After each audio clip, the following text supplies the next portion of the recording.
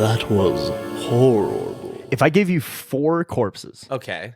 and I numbered, Derek? Where did you? Don't worry about Derek, that. No, don't Derek, talk about look it. me in the eyes, Derek. Where did you get these corpses, Derek? Where I got them from your mom's house. I'm not gonna high five me? No, I'm not gonna high five that one. Can I do my bit? Did you do these? Did you do this in completely legal means? Are these street legal corpses? Okay, we're getting into some gray areas here. Gray areas. Let's just say I got these corpses. Okay, and I'm not allowed to ask any I questions am about them. contractually obligated to tell you that I do not have any corpses, and this is a bit. Blink twice if you have corpses.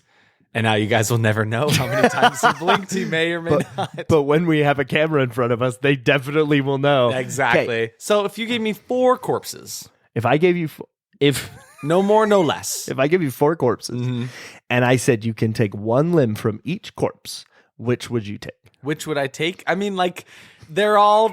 I know nothing about these corpses that you've given me. It's fine. Just pick one. Okay. Pick a limb from each. Pick a limb. I'd take the hands from that one. Who's that one? This is Phil. That's Phil. Mm-hmm. What does he do for a living? Phil goes to the shopping mart every day. Every day. So he's got those nimble coupon picking, money saving fingers. It's good you picked his hands because they're super strong from picking the cans off the wall. Good. Okay. I like that. Like strong So you got Phil's hands. Okay, Phil's hands. This one there, behind door number 2. I'll take the head off that one. Who's this? All right, this is Dolly Parton. This is Dolly Parton's head. Dolly Parton's head, and who's the first guy? Phil. Dolly Phil Parton's head. Shopman. Phil Shopman's hands. Yeah. Okay, and then I guess the torso from the behind door number 3, and that's Abercrombie from Abercrombie and Fitch. wow, Mr. Abercrombie. You would not believe this. He's actually got a very like weak little limp body. Yeah, it's pretty gross. Yeah, exactly. He like It's also kind of slimy because I think he's been dead for years. yeah, exactly. No, but he's been hiding his shame behind like all these models who have these big muscle bods that he could never have when he was growing up. So he's got little shrimpy bod. So we got Dolly Parton head, Abercrombie body, And Phil. and Phil Shopman's hands, Yeah. and then how about the legs? What about that You're last taking one? the legs. The legs off Do you this want, last but one. you can't have the feet. You Okay. can only have the leg. Okay. Do you want the feet or do you No, want the not legs? just the legs. The feet can go. I can do without them. All right, so this is Jimmy. This is Jimmy. What does Jimmy's he do? a professional streetcar driver, Oh, but he's been okay. paralyzed since he was 3. Well, how the fuck is he driving this He car? can do it. He He's can- got insanely strong hands. What? Yeah, dude. What does that mean? You should have taken his hands. You didn't tell me their stats beforehand. It was rolling the dice. Oh my It's God. like in Indiana Jones when he takes the cup Uh-huh. and he rolls the dice and he ends up with the right cup. Okay. Spoilers. That's fair. Spoilers. So I promised I would never make another Indiana Jones comment on this podcast, Oh, which I am the co-host no. of, and my name is Derek. And I am Isaac, and I'm the other co-host of this wonderful podcast where we make our own brides out of the corpses of people we love, I guess. No, not really. In Yeah, actuality, Jimmy and Phil. In I actually lived with actuality, them. we watch bad horror movies, at Bad least as far as the horror critics movies. claim they are, and then we watch them and we think it, we mull it over, and then we come back to you and turn this knowledge into wisdom and bring it back to you and say, hey, here, let's talk about this movie. 'Cause knowledge is power. Because knowledge is power. Because knowledge is power. Wow. Do you know what that's from? No. I say it all the time, You and just- I don't know why. You don't know what? So you're just, No, you're it's from just stealing something. someone's work? Write in via carrier pigeon, Yeah, and let exactly. me know what that's from. It'll bump into our window. It'll be fine. But yeah, so What did you do this we week? are the Horrorble Horror Boys. What did I do this week? I Yeah. watched Bride of Re-Animator, which is the sequel for our little spooky sequels month for here in October. We're in it, Ooh, fellas. We are in it. Guess what? Welcome. It's October 2. It's October 2, the sequel. Wait, holy crap. It's October 2nd right now. when and we're it's the recording this sequel, and episode. it's sequel day. And it's sequel day. That's perfect. This is insane. Can I give everyone listening the greatest sound they'll ever hear in their I life? don't know if I want it. Oh, Ooh. wow. That's Is that good. nice? That was Is that great. good? I hope you were I ready hope that for that. actually came through. I probably did, honestly. But yeah, so we watched Bride of Re-Animator, which is the sequel to one of my favorite horror movies, ReAnimator.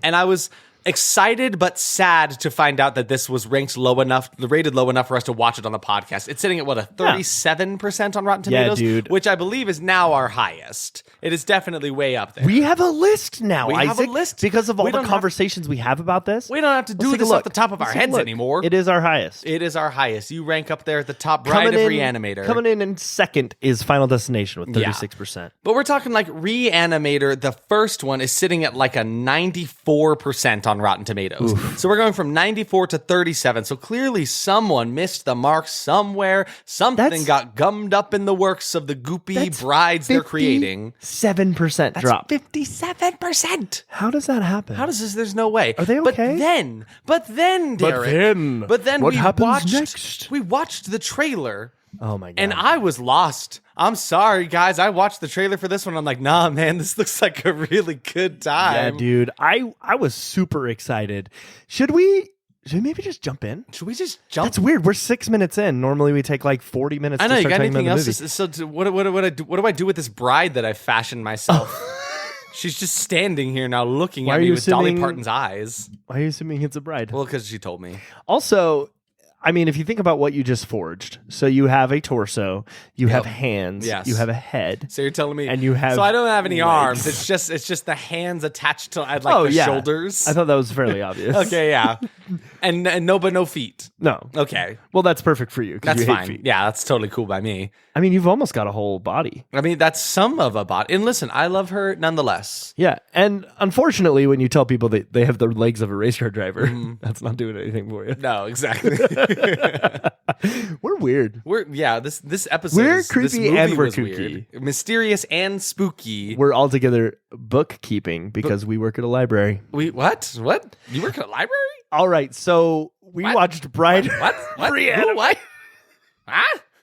I don't work at a library. Oh, he I lied. work in a food establishment. Is that where you found Scrippy Scripto was in the library? Yeah, you found me in a library. And he called out to you? And I am the Necronomicon. Whoa! Scrippy Scripto is actually the Necronomicon? Yeah, didn't you understand that? Scriptonomicon? Didn't you get that from the dark look in his eyes? Scrippy Scripto, the Scriptonomicon. He's a script that also is the Necronomicon, that is Okay. also sentient, that also talks, and also can Google things. Is he just like blank pages on the inside and he can just like fashion any like script that he wants? That is so cool. That's pretty cool, actually. pretty dope. That's kind of awesome. And he can like wave a wand over himself and say like With a script hand GIF or what? managed. Does he have hands? No, I was trying to make a riff on Harry Potter. Oh, okay, yeah. Mischief managed, script GIF managed. Script GIF that managed. anything? No, I don't know if it's anything. It's something. It's It's definitely It could be something bad. I don't know if it's anything good. Is the problem with it?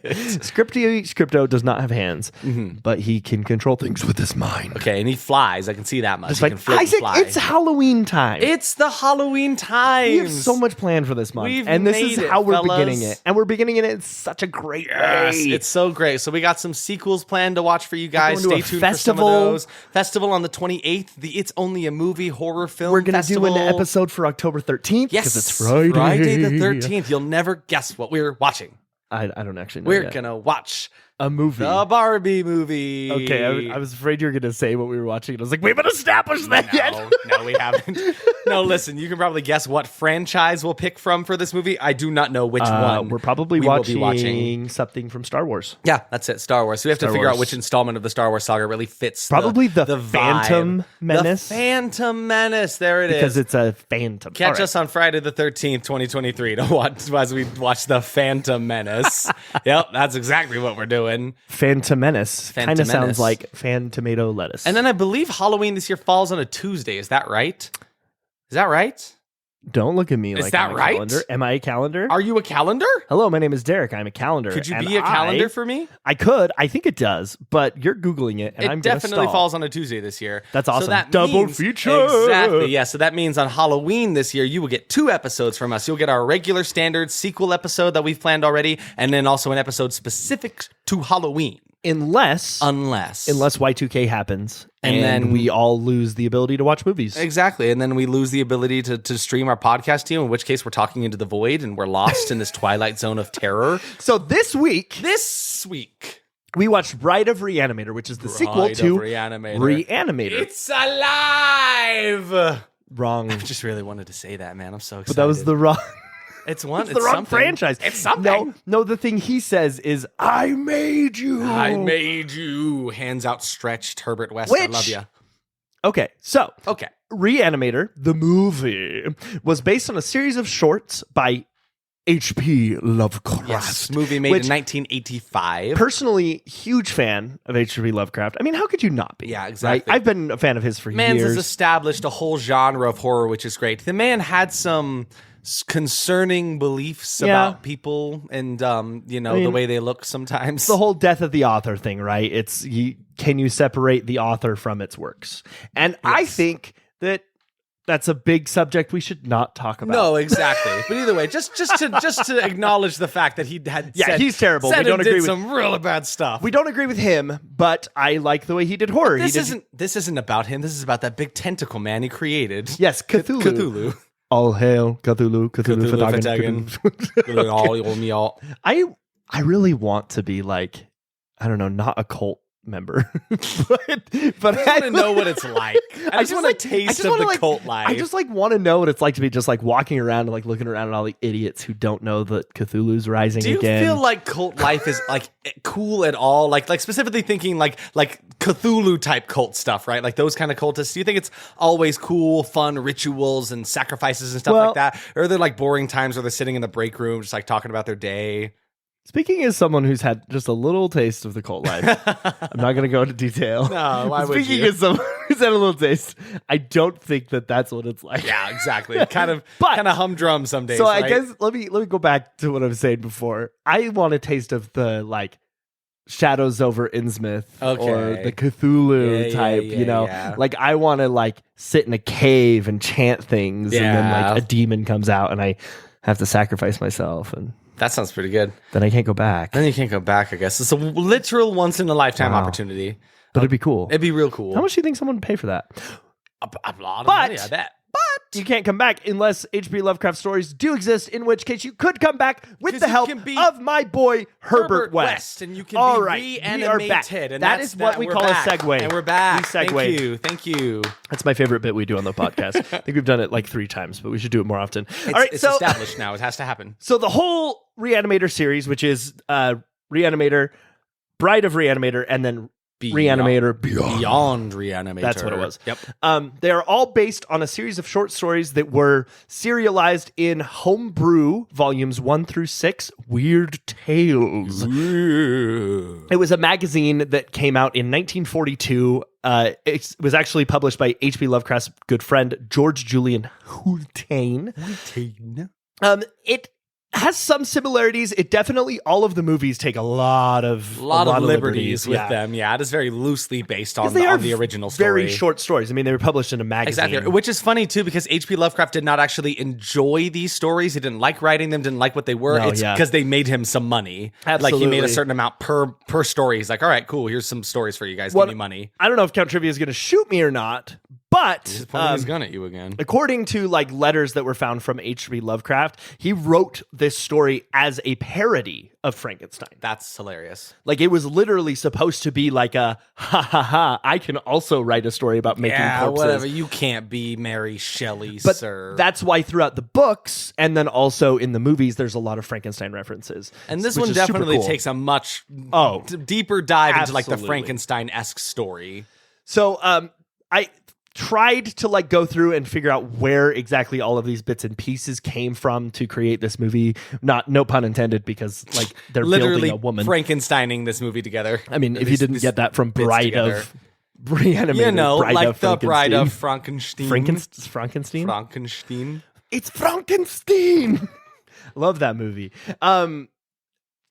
What I can tell is a good amount of this one came from the Horror of the Shadows, Horror from the Shadows, which starts off where they're in World War I and they're procuring bodies. So, if you want to go read those, you can, but you're probably not going to come away with any more knowledge. And we didn't read any of them. We watched the movie instead. Sorry. I just thought it was all interesting. Like a book I wanted to talk read about out for you and acted out and everything. It's like a book right in front of your eyes.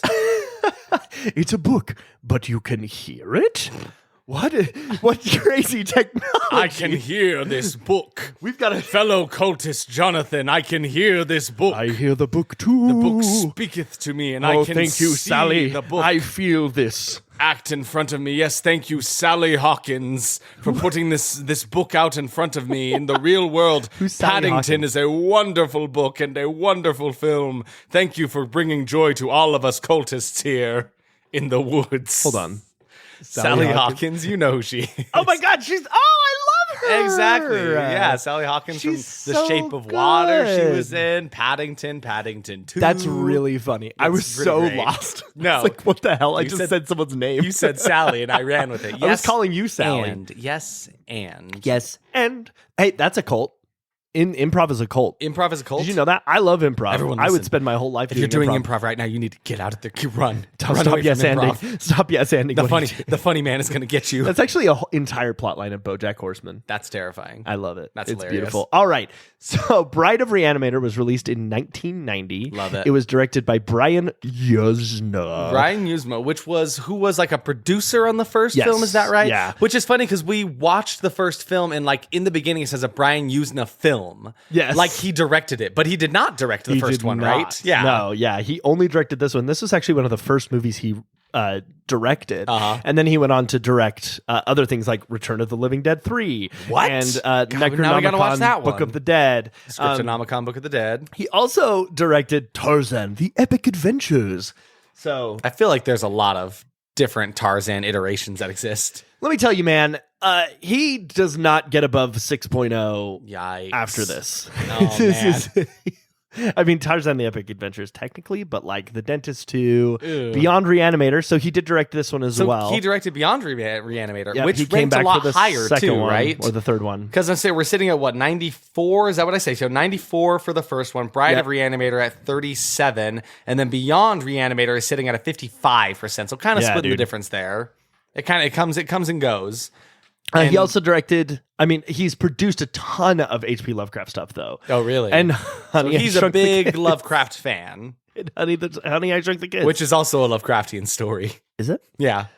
Honey, I turned our kids into like cephalopods. Help.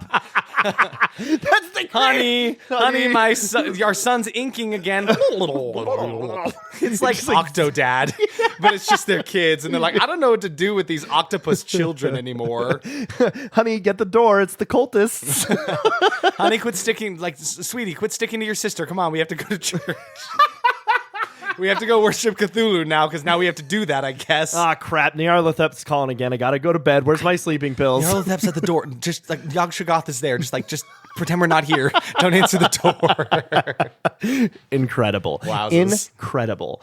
Where was I? I don't- you He were was a telling me about Brian producer. Yeah, he's just like produced a ton of varying degrees of like good or bad, right? Yeah, so he's all just over done the a lot place. of. He's a fan. He's a fan of the Lovecraft. The man loves him. The man loves Lovecraft. And in the same vein, With he's love, also Lovecraft. written about a bunch of those. And he helped write Honey, I Shrunk the Kids and Honey, I Blew Up the Kid. Honey, I turned my kid into a cephalopod. And Honey, I Shrunk the Kids, the TV show. Really? That's a thing? I guess so. Oh, he was like part of the original team who created the idea. That's fun. Okay. You have my respect, Mr. Brian Yuzna. I mean, those movies are classics. Yeah, absolutely. Rick And Moranis? horror movies in their own right. In a sense, saying. yes. That's kind of just family-friendly horror. I mean, really, though. With them running around with those big-ass bugs. Kidding me? Those Like, that's bugs scary. scared the crap That is out of me. horror, for sure. Absolutely it is. All right, so it was also written by Zeph E. Daniel, Rick Fry, and H.P. Lovecraft. Some interesting names here. So H.P. Lovecraft, he's written a few little things.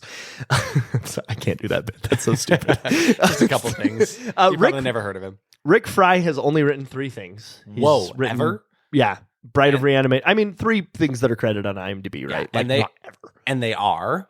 Bride of Re-Animator, Society, and Dementia, which he also wrote Society with Yuzna. Wrote Society. Wow, that's He crazy. created Society. He Fun put fact, it to paper. I've never actually watched the movie Society, but I watched a little bit on my TV at my tita's house, and it was all in Spanish. So I've seen that movie only in Spanish. How do you say society in Spanish? That's a great question. I right. couldn't tell you off the top of my head. Just, Well, you have established yourself as the Society expert. in Spanish. Society just real in Spanish. quick. Sociedad. Sociedad. So Sociedad. See ya. So see you, Dad. Yeah, so I was hanging with my dad watching Society in Spanish, and I said, "Hey, those two people are fused together now. So see you, Dad." Wait, that's happened? That's the thing. What's it about? That's the only. I have no idea. All I remember is two people were making out, and then their faces were fused together. It's fucky. It's wild. Is this bad? I was a kid. Should we watch I don't this think movie? it's bad. I think it's rated very well. Oh, I've seen stuff on this movie. No, it's I saw up someone there rip for their sure. face off once. But it spooked me as a child. You can't just look up Society in Google. Don't call me You're just out. gonna get a bunch of pictures of people in front of the world looking happy with each the other. aggregate of people living together in more or less ordered community. Uh-huh. Oh, okay. That sounds like an interesting movie. Yeah, that's a great movie. Not sitting at a 62%. Dang. Horror indie film Is society. it bad that sometimes I'm disappointed when movies have good reviews now? Honestly, though, especially like when new ones come out too, it's like, ooh, could we watch it? Ooh, maybe we can, and then have an excuse to check out the movie. But honestly, it's fine. We have a lot of fine. movies to watch. It's fine. Listen, Anyway, if you guys like listening to this podcast, you're in good hands because there are so many movies out there. Can I guess? Can you guess? Five. At least 5. Yeah. You're not wrong. Yeah, so like literally good. Derek and I, like, I don't know if we, like, this is probably useless information for you guys to know, but currently Derek and I have like a list of a bunch of potentials for this. And this is like, we add to this every day. But if we did not add a single one to this potentials list, we would have enough to make podcast, like enough episodes for at least another year. At least 1 year. And that's without, which is 365 minutes. and 525,600 minutes. 365,000. Oh, copyright. Nope, can't do that. That's the wrong number anyway. Can you tell we got content striked? Can you 'Cause I tell? keep we're making scared jokes about it now. YouTube yelled at us. I credit my sources. All right, so Zephy Daniel also wrote for this movie, and he has written also Society. He helped with that. Wait, wasn't So I see ya, just Dad. talking about this So guy? see ya, no, I Dad. wasn't. So see ya, Dad. Mm-hmm. And that's basically it. I mean, he wrote Silent Night, Deadly Night 4, Initiation.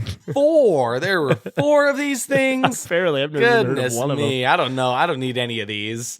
Awful. Yeah. But, you know, it is what it is. He did his diligence. Dill diligence? He did his dill diligence, which is what he does with something dastardly with a pickle, and we can't describe it on this podcast. He diligences it. You decide what that means. What was I trying to say? Due diligence? Due diligence. No, Dill diligence. I like dill diligence is Dill better. diligence. Dill diligence. Wow. He could be a character. Okay. Don't do it. Don't do it. No, No, God damn it, Derek. We can't add more characters to this podcast, please. So this movie has a 37% on Rotten Tomatoes, Yes. critics-wise. Audience score is sitting at 45. Which, it's not much higher, and I was kind of No. disappointed in that. I was hoping the audience would pull through. Yeah, freaking audience. Let's yell at him. Ah! All right, Letterboxd is at 3.3. IMDb is at a 6.2. So pretty good. Yeah, pretty How good. do you feel about Like, those scores? Decent. It's fine. Lower than I believe maybe it should have, personally. And that's probably spoiling a lot. I don't know. I don't know why we hated feel the this need movie. to be secretive about what our reviews are, just so so Because. people would watch to the end, I guess. Because. Yeah. Because of the wonderful things he does. You saw where I yeah, was exactly. going. So this was actually a direct-to-video release, but it did Which have is a ridiculous. $2.5 million budget. It was actually filmed in 1988, and it took 2 years for it to actually get released anywhere. It Town Trivia's gonna had a stab limited you. theatrical release. I got permission. We're cool. We're He tight. looks pissed. He's pulling out his gun. That's fine. He can point his gun at me all at once. I'm not going to do anything about it. But I don't know how much it grossed because it only had a limited release and then it Yeah. was direct-to-video. Which so. is just so sad. Like, I hate that. This movie was a time, and I feel like it should have been seen in the theaters. It should have been seen on the big screen. On the big screen, how movies were meant to be viewed. So this movie had 1 win and 4 nominations. Wow. It was nominated at the Academy of Science Fiction, Fantasy, and Horror Films USA. Awesome. In 1991 for Best Horror Film. Man, I wish I could be there. I know, right? It was also nominated. Jeffrey Combs was nominated for Best Supporting Actor. And he played Herbert West, Yeah, right? he's Herbert West, which I didn't think he was a supporting character, but I guess kind of. In a sense, I suppose It's all he about is. Mr. Mandan. He's not the leading man type, I guess, is the idea there. Mr. Man. He was more of a supporting character in the first one, maybe, but then in guess- this one, I feel like he was much less I of a guess he supporting kind of character. just like pops out of the wall every once in a while Yeah, and but makes I felt, jokes. I don't know. I just feel like they shared the weight, him and Dan, throughout the whole Yeah. movie. Either way. I mean, obviously it doesn't matter because that was like, what, 30 years ago? Yeah, exactly. We missed So- the chance to put in our vote, unfortunately. Let's go back in time. You got that time machine ready? I've been working on it. We're almost there, buddy. Zap, zip, zap. It's close. It's more like zip, zap, zip, zip. Whoa! Oh, shit. I hope he comes back. Because last time he Whoa. did this. Oh, okay, you're back. I went and voted, and one vote really doesn't change a lot, unfortunately. Wait. One Is it- vote on what? What are you talking about? Vote for Herbert West being Best Supporting Actor? He doesn't. That's not on here. What do you mean? This No, movie show was me. only nominated for 3 things. What? No, but you said 4. I just No. left. No, you didn't. No, don't you butterfly effects me. Oh, What are you no, talking please. I put in my vote. Wow. There are so many jokes I want to make in my head, but I am holding myself back. Okay. Are you proud of me? I think so. I don't know. What you hiding up in that noggin? I was just going to No, come on. Yeah, what's up? I don't know. I was going to make a joke about how like Hitler won or something. Oh my God. Jesus Christ. Yeah, see, it wasn't good. You made me say it. Next. You'd be like, oh shit, there's the sirens again. Crap, I just put this out in the world. Now, okay. So now It's the fine. Derek's FBI. going to edit that out. No, he won't. So the FBI watch list is where I'm residing now because of Currently. my Google history. Yeah. Because I was just searching a bunch of stuff on reattaching arms. Don't worry about it. Anyway, It'll come up. I'm sure it's but fine. now I just said something about Hitler into the freaking microphone. Yeah, you might. I could erase this. I have the power. You Will have I? I have the power. All right, Conan. Which is so funny because at first when you said that, first of all, wrong barbarian. Yeah, I man. know. Second of all, my immediate thought was that you meant like Conan O'Brien. Coming to a theater near you, summer 2024. Conan the Conan Barbarian. O'Brien playing He-Man Oh my god. in the reboot of Masters of the Universe. For the record, I know that was He-Man. It was a joke. Oh, it was a joke. Yes. Yeah. Obviously, I know. What's the name of his buddy on Conan? What's that show? Like he's got that Andy? Andy? Yeah. Ah, it's me, Andy Tor. How does Conan O'Brien talk? Because I could totally do that with I you. have I'd riff. no idea. It's me, yeah, That's Conan O'Brien. Oh my God, this is terrible. What else? What were the other? No, get out of here, Conan. Conan. I hate Conan the He-Man. What are the other nominations? Sitges Catalonian International Film Festival. Sorry, one more time? I'm not What? repeating myself because I already made a fool of myself. Oh, man. Brian Yuzna was actually nominated for Best Film. Okay. Fangoria Chainsaw Awards Yeah. gave this Best Makeup FX nomination, Yes. and then it won Uh-huh. Best Independent Low Budget Film, which, okay, I didn't have a conversation with. Let's talk. Let's discuss. $2.5 million. Let's discuss low budget. Can you make a movie for $50? Because that's all I got. Well, yeah. That's my low budget film. we could do that. We could make a Should we make a movie for $50? $50 movie. Is that our whole budget? Find our GoFundMe where So- we make a $50 movie. If Should everyone we- pitches in $1, we'll make it. I have a question about that, though. I have an answer for that. I'm actually being serious. This isn't a riff. All right, let's go. So we're Yeah, I'm production gonna take meeting my real quick. serious hat. No, sorry, my silly boy hat and put it out of the room. Jokes is out now. I'm gonna put on my serious boy hat. Do you like it? It's a cowboy hat. It's really big. It's a big. It's I'm a gonna big, put on a because I sombrero. mean big business. Now let me hear you. Let me hear you in your speech here, son. What do you got for me Yeah, to bring the oil back into this town? We're gonna make a movie for 50 buckaroonies. How do you feel about that? I'm an aspiring director. I'm gonna blow smoke into your face now. That's very nice, sir. Thank you. What's your idea? Yeah, son? Mr. Spielberg. That's right. It's me, Tobias Spielberg, great grandfather of Steven Spielberg. How old are you? Ancient, I'm sorry. ageless. It's I very- look beautiful. Yeah, you do. You're very nice. I like your cowboy hat. Thank you. Okay, I'm an aspiring writer director. I have a question about the $50 budget. Yeah, that's right. How the fuck is that possible? Now listen, I'm looking at my sundial on my watch here, and I think your time is up now. It's I high have an noon. actual question though. Okay, I'm So switching back to what's Derek your here. real boy? If you had a $50 budget, That's nothing. It's garbage. yeah, but would you be able to use things you already had? I think spent like $60 on lights the other day. That's fair. And at this point, if we say we're making a movie right now, that $60 does not count for the budget. That's what I was wondering. Yeah. Okay. So like, could I say, okay, I'm going to make a movie for $50 Yes. now? Let's make a completely crowd-funded movie, but instead of people giving us money, they give us like supplies. Like, hey, someone give us a couch or a mannequin to use here. This And a Stream Deck. A Stream Deck. I looked into that stuff. A Stream Deck would not help us much on the podcast. But we would have it. We would have it, and we could say it, and we could Should we look get at a it and soundboard? say thank you. Absolutely, we Like- should get a soundboard. Like from Bob's Burgers. Let's just get one of those small pianos. Yeah. And just like play I fart would just noises. record fart noises into them and play that. Yeah, exactly. We got lost. We got so lost. We were Where talking are we? about Fangoria Chainsaw Let me turn Awards. back towards my computer now. Yeah, exactly. Oh yeah, low budget movies. What they Oh said. yeah, I'm still shocked about that. I don't feel like $2.5 million is a small It budget. sounds high to me. It but I sounds don't especially know. high for 1990. Well, too. yeah, and especially since like the effects in this movie were certainly not low budget. I would never have called any of these effects low budget in my lifetime. I'm wondering if maybe that like has changed. Like maybe it wasn't a low budget like award category then, and it's Maybe I don't know. but who knows? Who knows? Who knows? Who Not knows? us. We don't know these things. I have some good news. Why for are you here? Why are you asking us things? How did you get into our house? I don't know.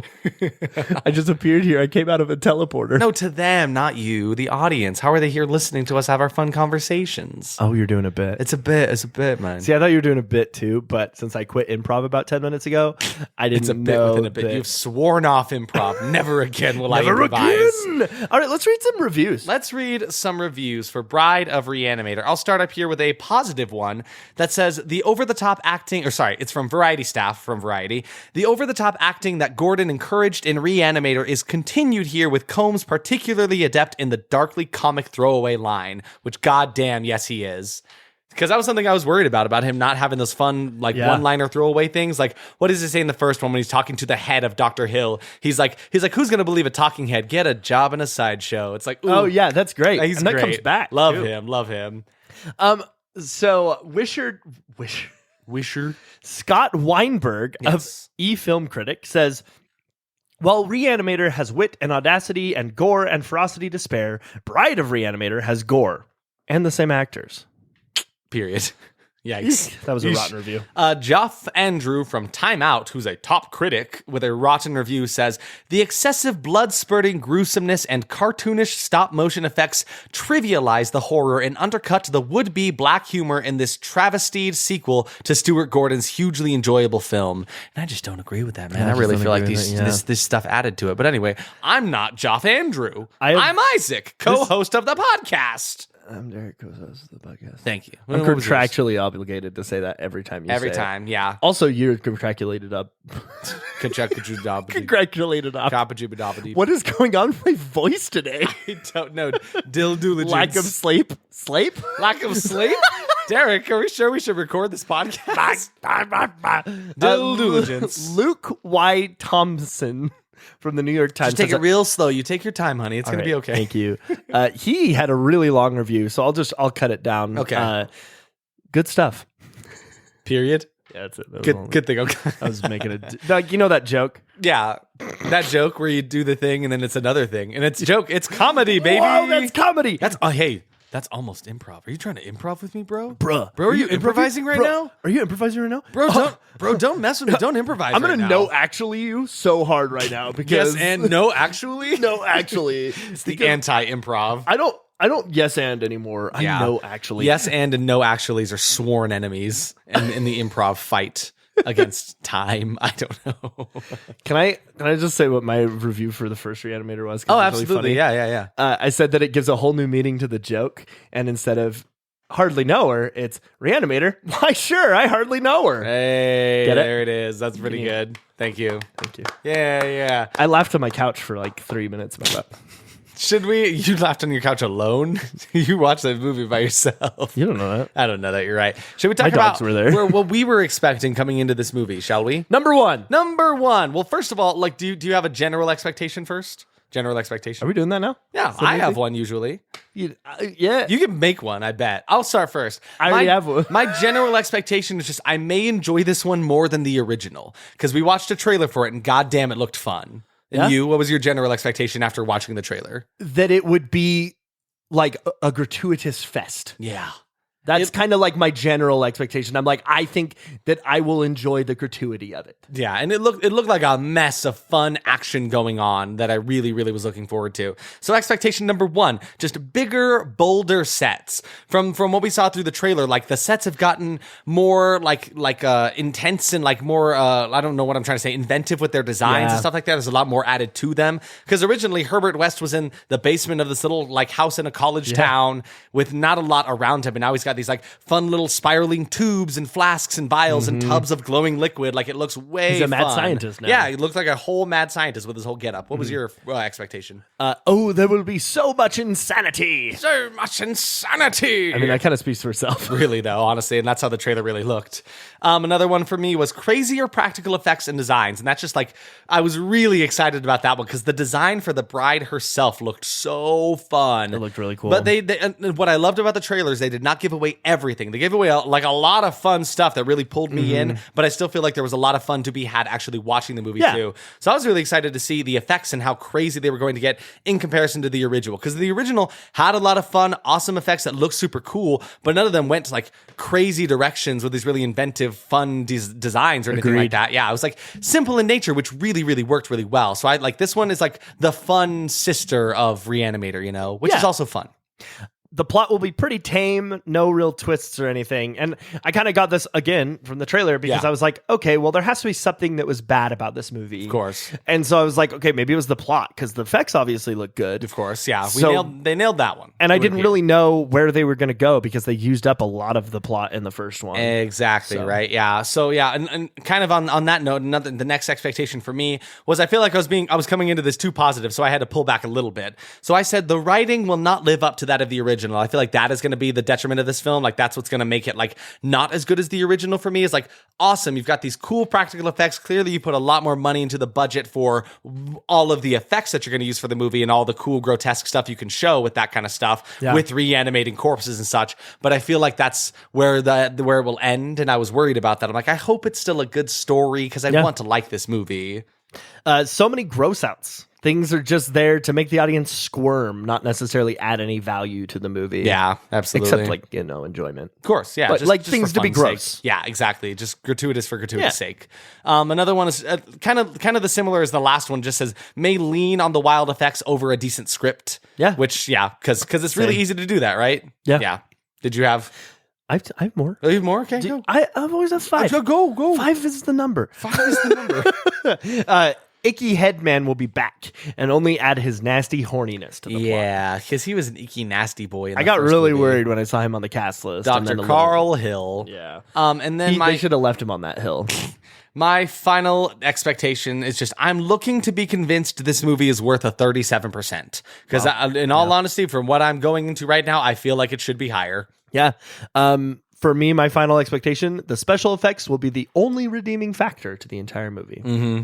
Thought it, which is saying something because I really enjoy the actors. Yes, so absolutely. And a lot of them, almost all of like the main characters from the first movie who did survive through the story were in this. Yeah. All of them except a main girl, Megan, who was played by someone played by a lady. By Barbara Crampton. She was not in this movie. But do we know why? It's in the trivia a little bit, but Count Trivia is pointing his gun at me, so I should probably not say anything about that. I figured there was something there. Yeah. Like, it just felt weird how quickly they'd, retconned her. Yeah, exactly. She's not having it there. But they do acknowledge her throughout the movie. But, her character exists in the lore. It's just like, no Barbara Crampton. But that was something that was kind of interesting to me, is the fact that, there's a lot of reoccurring, the same actors playing their same roles in this next movie. Yeah. So why is it rated so much worse than the first one, A solid, 57%? Is that what we decided was the difference? That is the difference. Yeah. Because 37 plus 57 equals a number more than those. It equals 94. That's math. That's math. Here on Math Time with Derek and Isaac, we take you through all the math problems you need to know. Welcome to Math Time with Derek and Isaac. Did you know that a square is not a triangle? Did you know a circle is round? And did you know that 4 is... This has been Derek and Isaac Math. Thank you. Join us next week where we talk about isosceles. I saw Solis come sailing in. And you can hear the rest of that Christmas song Day, next week on Math Christmas Time Day. with Derek and Isaac. But for now, Derek, my lovely assistant and co-host of the podcast, will you pull the lever so we can bring this movie to life? Bzz, bzz. The wrong lever. Oh, that sorry. one, this one here. Boo-woo-woo. No, that's a slide whistle. That's not even. You played a slide whistle. You didn't even pull a lever. Okay, now you're just playing on your little like fun one of those pianos that can make a bunch of noises where you pull the knobs and stuff. Is there a name for those? Yeah. Yeah. You're like I'm sure there is.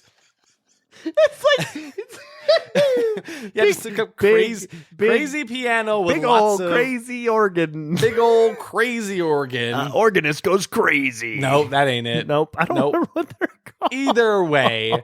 Anyway, let's pull this lever. It's alive. We're in the war. We're in the war. Yeah. Well, but first, before we're in the war, I really like the way this movie starts because it starts with this creepy, ominous Twilight Zone-esque beginning where it is the floating head of Dr. Hill from the first movie, right? Yeah. He is floating just in the darkness. He's like slightly illuminated around the edges of his head. It looks really cool. And he's mostly just like threatening Herbert West, who like did him in the first movie. Can we discuss quickly the events of ReAnimator 1? That's actually pretty good. Do you think it is possible for us? Don't do it again. Don't do the thing again. Do you think it is possible for the two of us to, in a discreet fashion, discuss what happened to ReAnimator 1? I mean, yeah, but like, can I put on a timer so we go super fast? We can be super fast about it. How long do you think we can do this? Time us. We can do it in less than 5 minutes. No, I don't even think we can do it that short. Let's see. 2 minutes. 2 minutes? 2 seconds. 2 seconds. Okay, 2 minutes. Okay, and go. 2 minutes? Okay. I'm timing you. Okay, ready? Go. Okay, so in the first ReAnimator movie, there's a student named Herbert West, and he oh god, I'm so nervous now. Keep going. Am I the only one doing go. this? You're timing. Okay. Herbert West comes to Miskatonic University, and he starts. He brings forth his serum. He's been doing this work on figuring out how to conquer brain death and bring back bring back corpses, right? Bring them back to life. Mm-hmm. He meets a guy there named Dan Kane, and they become buddies, and he kind of helps him along with his experiments here. Yeah. At the school, there's a professor named Carl Hill who is. He's like a plagiarist. He wants to know more about this, and he tries to steal the work of Herbert West because guess what? He does make a cool glowing green serum that can reanimate the dead. From Amadeus. It totally works. So yeah, so he conquers brain death, is able to reanimate the dead, and then Carl Hill wants that serum, right? So he in an attempt to steal it from him is he gets attacked by Herbert West, and he cuts his head off with a shovel. Oh, so cool. And then he reanimates his own head. So now for the remainder of the movie, Dr. Carl Hill, who's a creep, has this reanimated head that is just he has to carry around with his limp body. It's a very funny effect. What other details are there to describe? You're almost there. There's a creepy scene where Dr. Carl Hill is creeping up on Megan, and it's gross. I'd probably skip that scene if I could, and I usually do. You got 40 seconds. 40 seconds. So yeah, then by the end of the movie, Carl Hill is trying to reanimate a bunch of dead people. He's found a way to lobotomize them so he can control them in death. Yep. And there's a big fight scene between a bunch of corpses He and kind the of real a little living bit people. can control people with his mind. It's a big deal. It's a subplot that was abandoned in the script, but it's still kind of there in the movie, and then it's still kind of there in this movie. Yeah, how does the movie end? And then the movie ends with Megan, the girl that was being creeped on by the head of Carl Hill, dies, and then Dan, her boyfriend, tries to reanimate her by the very end of the movie. He's like, "Oh no, she's dead." They try to resuscitate her, and he can't. So he's like, "Wait, I've got this serum. Let's bring her back to life." And then it ends with her screaming in the blackness. And there's a lot of corpses everywhere because a lot of people died and got reanimated. And Carl Hill is considered like a massacre. Dead. And that's 1 second. ReAnimator 1. That's ReAnimator 1, everybody. 2 minutes. I'm sorry. I was under high pressure. I probably butchered a lot of that movie. You also movie. didn't plan to do that. No. And I probably could have done it as well, but it was really fun. To see me stress about it? The stress in your eyes. Goodness me. Oh, that was I'm great. sweaty. Yeah. So anyway, I hope you got anything out of that description of ReAnimator 1. Well, you can't talk about it ever again. Ever again. Because so now we have to talk about ReAnimator 2.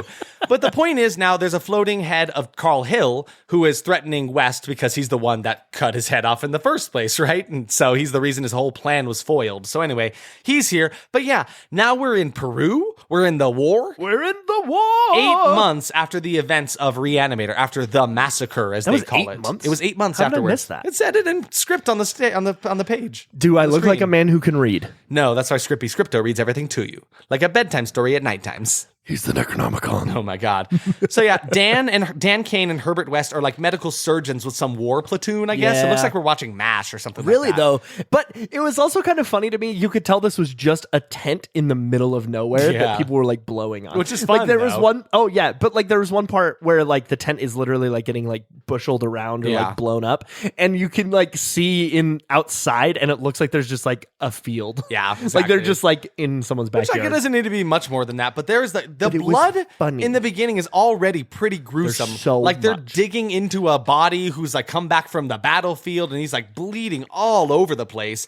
And so they lose this patient, but then Herbert is like another victim for our experiments, right? Because he's Yeah. still mad scientist, still wanting to Oh, find out more about this 100%. serum and like perfect it and get further with it. So he injects him with the serum, and then I mean there's already so many fun effects going on. The tent is billowing, things are exploding around them. There's a dead body here. He revives a man and then shoots him in the head because he kind of Yeah. lost control. And it kind of foreshadows that too, because it shows all the bodies and they have like a hole in their head. yeah. So you're like, oh, what is he doing? It is very interesting. But then he kind of talks about how reptiles are the key. He talks about like how reptiles, like specifically this iguana that he has in his hand is like, has never changed its evolution in like 100 years. Like Yeah, it is but the perfect specimen. I love this part because you don't learn this until later. Yeah, that's a part he he mentions literally later. just picks up the reptile, shows it to Dan, And he says reptiles are the key. reptiles are the key, and And then he- shoves it in a bag. And he tells him, this is no longer about reanimating the dead. We will create new life. Yeah, man. Because he's going full tilt Frankenstein. Full like, Frankenstein. And I'm Full loving Victor. it.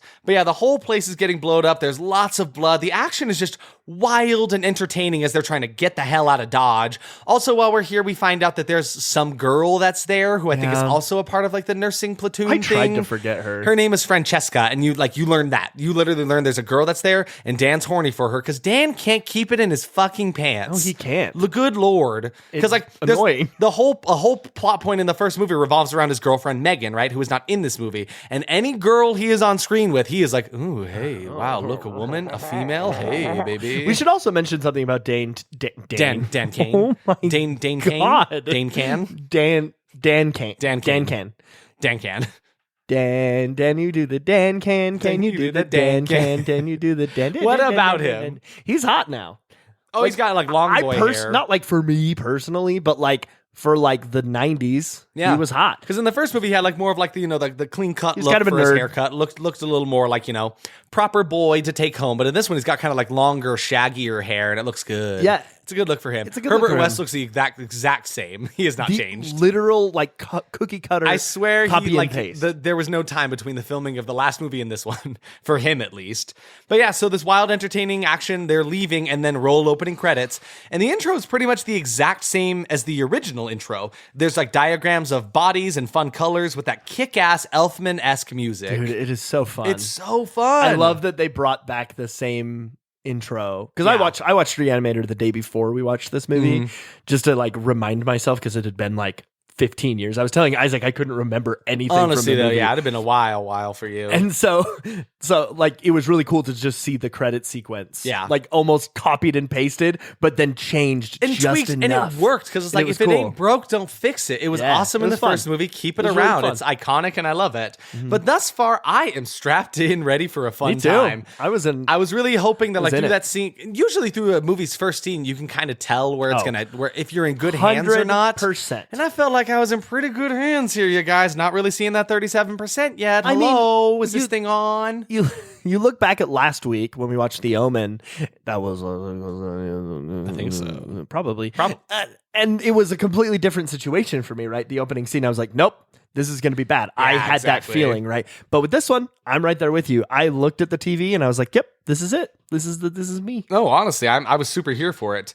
So now we are back at Miskatonic Hospital in Massachusetts. Yeah. And I was curious because, like, didn't they get in trouble for the events of the first movie? There was, like, a massacre of bodies in the morgue. There's blood, stuff, explosions all over the place. They were the only ones who survived. Can I say something really nerdy? Yeah, give it to me. My internet has been named Miskatonic University for like the last 3 years. Yep. Yep. Derek just doxed himself further. No big Come deal. find Miskatonic University Wi-Fi somewhere. Somewhere. Yeah, Yeah. wait a minute. That's not going to do anything. No, probably not.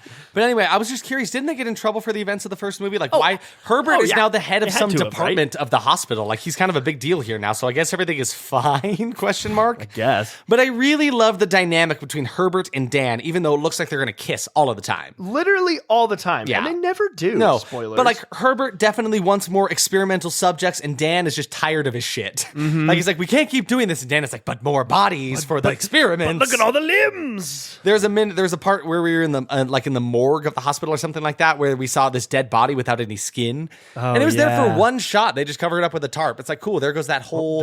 There goes that whole effect. prosthetic. Yeah, awesome. Good use of that, I guess. But either way, it looks good. I can't complain. Really I was excited about that. I was all in it. But while we're in this morgue, I wrote, oh, okay, so there is still someone looking into the events of the night of the quote-unquote massacre, right? So this detective comes in. His name is Lieutenant Chapham. I'm so glad you wrote down his name. Yeah. Because I call him Detective the entire time. I kept writing Lieutenant, and Lieutenant is not an someone easy word to calls him spell. Lieutenant. All the time. He calls himself Lieutenant. It's just that Lieutenant Lieutenant Detective. is not an easy word to spell often. Detective Lieutenant. Lieutenant Detective. Detective Lieutenant. Okay. We can't make that the title of this episode because then we're going to have to spell that Lieutenant word. Detective. Lieutenant Detective. Wait. Anyway.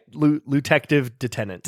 Lieutenant Chapham comes into this morgue place in the hospital he comes into pathology. That's the area of this hospital here with Dr. Graves is the name of this man. And he brings in the head of Dr. Carl Hill from the first movie. It's just like vacuum sealed. No, it was in a bag. Right. They're about to It was like vacuum wrapped seal up. It. It was I so forgot about funny. it. It was like in the paper. Yeah, he brings it in a paper, like a newspaper almost, puts it on the desk and unravels it. And then there's the head of Dr. Hill. It looked so good. Which was hilarious because remember that quote, that one-liner that I mentioned that Herbert West says in the beginning of the movie? For a refresher, he says, who's going to trust a head, get a job in a sideshow? They found the head at a sideshow. That is where the head was discovered. And then if they threw it in a pond, it would be a Bob. A Bob? And then he could have been Sideshow Bob. Oh my God. Can I have a handshake? Oh my God. You can't hear that, but he begrudgingly handshake there. That was pretty good. Yeah. Because like the head Bobs. So anyway, this man, Lieutenant Chapham, does want to know more about what happened into it. Because like even Dr. Graves is like, I'm pretty sure that case was closed. She's like, yeah, but something doesn't feel right about this. Something's fishy about this. And then for some reason, Chapham's like, you want to come see a bunch of body parts? Because he takes them over to this closet full of random body parts, and there's like he's talking about like he sees they're in like by the what is it called? It's not the incinerator. What is it called for bodies? They crematorium. Yes, cremator. Cremator. That's my name of my ice cream shop. It's the cremator. And no one goes in there because I think you crematorize bodies. But I'm so sorry to all of you who work in the funeral business. I'm butchering this whole stuff. Crematorium. No, that's the name of my ice cream shop. Oh, okay, that's not bad. Crema. So anyway, he brings him in there and shows him the body of a ballerina who had cut off her own legs because she didn't think she could make it. Yeah, that was dark. Yeah, it was a little bit dark, but she was missing her feet. And so that starts a conversation about how like where the lieutenant is like, where are the body parts? He's like, oh, I don't know. They just go missing. Yeah, lots of body parts are just going missing these days. It's like, oh, okay, sure. That's fine. Normal. And then cut over to Herbert West, who's in the body parts closet, stealing some body parts. I loved that. I love it. It's like, I don't know. Body parts just go missing. Then sneaky, here comes Herbert West with his lab coat, his glowy green liquid, and his arms full of body parts for some reason. So good. It's really funny, though. I really like him as a character. In there's like a caution taped off area that has body parts from the massacre. Yeah. Which is funny because, like, what are those doing here? Shouldn't those be, like, evidence somewhere? Yeah, I don't know. And it's been, like, 8 months now? What are those still doing here? Like, it's strange to me. I mean, they comment on it. They're like, someone's trying to investigate them, and they're preserved perfectly, and that's why they're trying to investigate them. That makes sense. Yeah, they're just in a bunch of like little baggies, all of them. But like, even though they're like, there's like an entire body too. Yeah, there's like an a whole entire torso corpse in there. We're not talking about just hands and just feet, like a whole arm, a torso. And yeah, they are staying alive, and they're trying to figure out why. But in the mix, he finds, or Herbert finds what we assume is the heart of Megan. Oh yeah, no. So yeah, Dr. Graves does find some of the glowy liquid. He's like, I'm going to test that out in the morning, and that's a subplot for later. But he finds the heart of Megan, Dan's girlfriend from the first movie, who we don't really find out what actually happened to her after he tried to reanimate her, but clearly No. it didn't go well because here's her heart in a little baggie. Yeah, they kind of just skipped that part of the plot. Yeah. They're like, oh, nope, she's dead. It didn't work. They acknowledge the fact that she's dead, not really the fact that they try to reanimate her. But anyway, he finds her heart and just puts it in his pocket. Yep. And what else does he find in there? He finds the head, kind of Ziploc bagged up, the head of Dr. Carl Hill.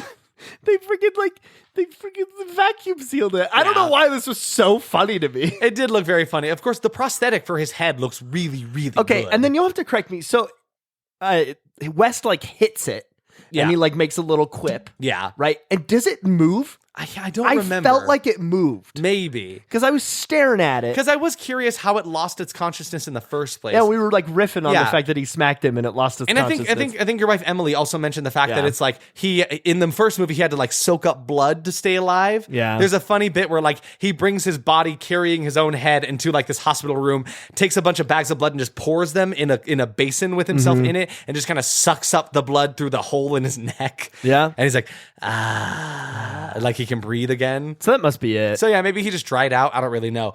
But yeah, so he's kind of like taunting the head of Dr. Hill, saying like, "Ha, I beat you." And then he goes on to say he wants to thank him because now he knows that the consciousness does not just reside in the head. He knows consciousness resides in every part of the body, Yeah. which is how he's coming up with this theory that he can just Frankenstein a bunch of pieces together and make a new body, because that's what he wants to do, create new life. Because apparently that's his thing now. Yeah, so now he's kind of he's done a lot of thinking in these 8 months, really. Yes, he really has. He's come a long ways, this man has, and he has not stopped for a second. And then he goes crazy with it. He super does, and it's awesome. So Dan Kane goes to his house after a long shift to the hospital, and he lives at a house on a graveyard, like literally on the plot of a graveyard. Yeah. And it's kind of cool. It looks really awesome. It's pretty great. And they explain it a little bit that like it was the caretaker's like place, but they built a house on top of it. Yeah. So underneath they have like the crematorium. Yeah, because it used to be a morgue, and then once the graveyard filled up, it just became the caretaker's house. Yeah. Yeah. So it has all of the fixings that they would need to do their deep, dark experiments. And it shares a wall with like the crypts. Yeah, it's awesome, and that's a hilarious bit. But yeah, so we find out Dan and Herbert are still living together, and you and Emily did a really funny bit where you're like, Dan comes into the house, and there's no Herbert in the living room. It's like clearly he's in the basement again. And one of you just said, "We never just sit and watch movies anymore," and the other one said, "You're always reanimating." Herbert, it's me, Dan. I just miss when we would, watch movies and stuff. I bought Flubber. I thought we could watch that. I think it's really fun. I think it's got little green goo. You like that stuff, right? Well, I'm a little more interested in the reanimating of corpses. It's just you're always Did you bring reanimating. Frankenstein? I they didn't have Frankenstein. I brought Bride of Frankenstein. Is that okay? I mean, it's fine, but Okay. the last 10 minutes is all I care about, so we'll just watch that. Okay. Well, I'm just gonna leave these movies. Okay, I'll just put these in the slot in your door and just leave them with Do you. you get that joke? Yeah. Because the last 10 minutes is the bride. Is when the bride happens. Yeah. get it. So anyway, Herbert still does his experiments in the basement, and his lab has expanded quite a bit. Again, just like real mad scientist level, real fun colors and flasks and tubes of different colors and shapes and sizes. I love it. It was just awesome. It was fun. But yeah, It was a really good set. they share a wall with a crypt in the cemetery. Herbert dug his way to like grave rob, basically. Yes. He's like, look at all these potentials. And but he's then like obviously like using it for something. Yes. You just don't know yet. Because when he walks down into the basement, he doesn't see Herbert like hard at work on some experiments. He's crawling through the wall.